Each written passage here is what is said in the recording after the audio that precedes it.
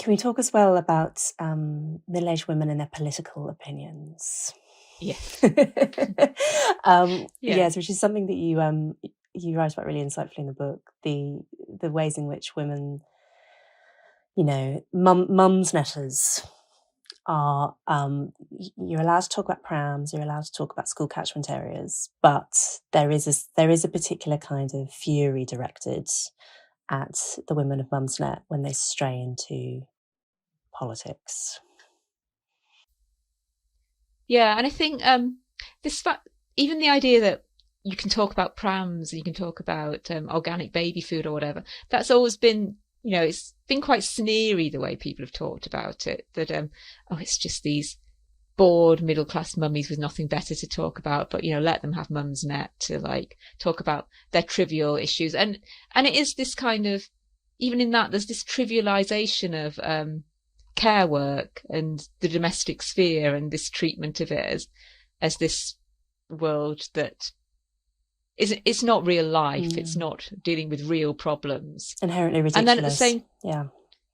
And then at the same time, when they do stray into anything beyond that sphere, they need to stay in their lane. What do they know? They're just mummies. And it's, even though a lot of the women, debating on places like Mumsnet, they have a life outside the home, and a lot of them have worked outside the home. A lot of them are very educated women, but there's this idea that, like, how could they possibly have opinions on things like sex and gender? What do they know? They're just mums, and it's this simultaneous, they've got to be really trivial, although we'll hate them for it.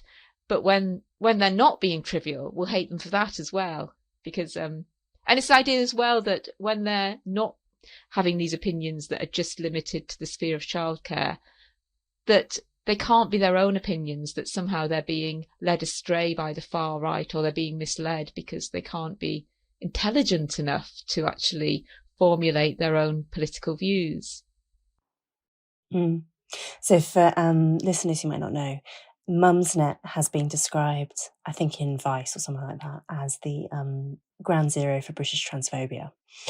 And was indeed, did have, even before the trans debate really kicked off, did have a kind of political power, in the sense that politicians cottoned on to the fact that there are a lot of swing voters on Mumsnet, and they used to go on and have Q&As with during general election campaigns, would go on Mumsnet and have Q&As.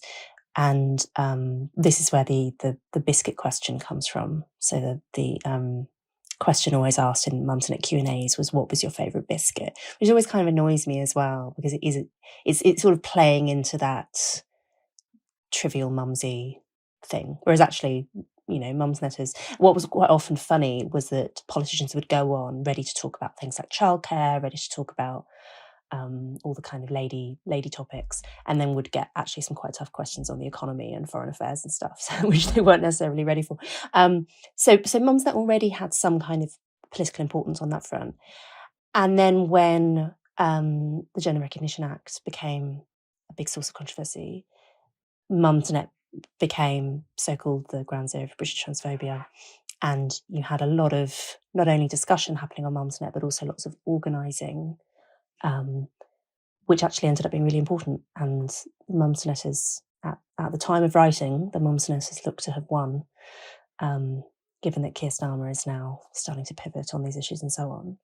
So it turns out that actually all these swing voter mums have a potential power, but it's one that meets with enormous resistance from some cohorts. Particularly, I'd say that.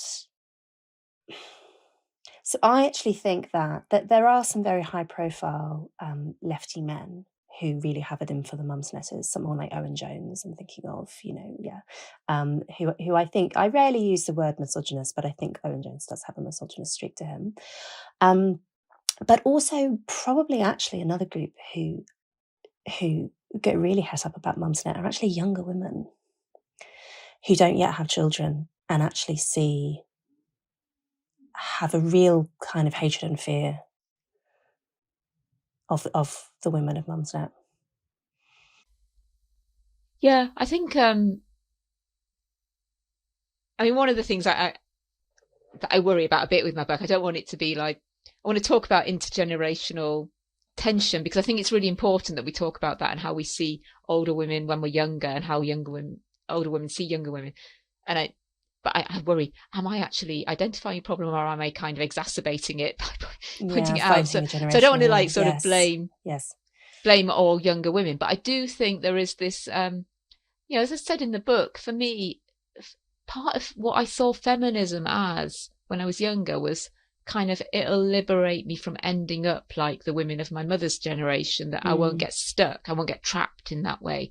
Because, I came from quite a traditional sort of middle class background, not left wing at all. And, there was quite strong beliefs that when you had children, you didn't work, you were financially dependent. And with that financial dependence came a kind of knowing your place and not speaking out too much, because, a phrase I used to hear a lot was, he who pays the piper calls the tune. So I don't want to end up like that. And I still think, that financial dependency on men is a real issue that needs to be tackled a lot if we want to like value mothers and enable the work they do. But I think that really drove what I thought of as feminism when I was younger was not ending up like those older women. And if I had children, not allowing motherhood to change me, like not allowing it to affect my politics or to affect the way I saw myself, or to, I'd be me, but plus children. And of course, that's not how it works. And I think a lot of the discourse on sex and gender on Mumsnet, a lot of it's driven by the fact that these are women who've had children, they've realised the impact on their lives and on their bodies. And they've realised the way in which, misogyny or sexism or sex discrimination isn't, this series of snapshot events that like bad things happen to you because people are intermittently sexist at certain points. That actually it's a process. It's to do with how the female body and the female life cycle and the female roles aren't properly accommodated in our vision of how a society should work.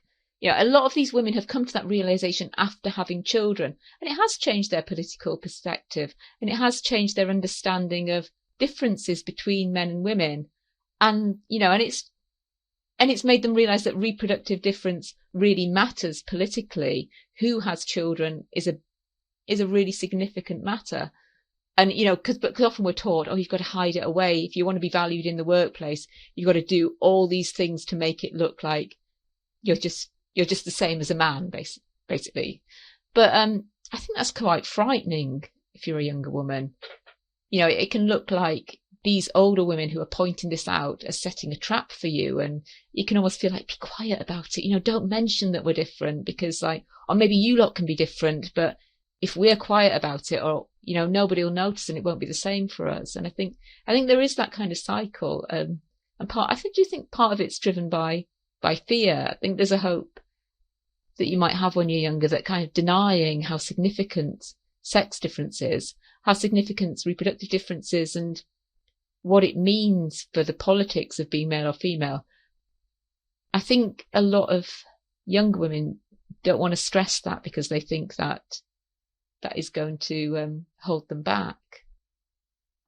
I went to it was just over a year ago, I went to a woman's place event in Bristol, and it was talking about motherhood and reproduction. That was the theme of the series of talks. And outside there were protesters, and there was one holding a banner that, and I can't remember the exact wording, but it was about TERFs. It's something like forced womanhood. It was a young woman who felt that what we believed in was forcing being a woman onto people who didn't want it, almost like sex difference was our fault for pointing it out. It existed, and that it was politically significant. And I think there's some of that that's directed at Mumsnet as well. If only you could keep up the charade, then this wouldn't happen to me too, sort of. Yes. Yeah, yes.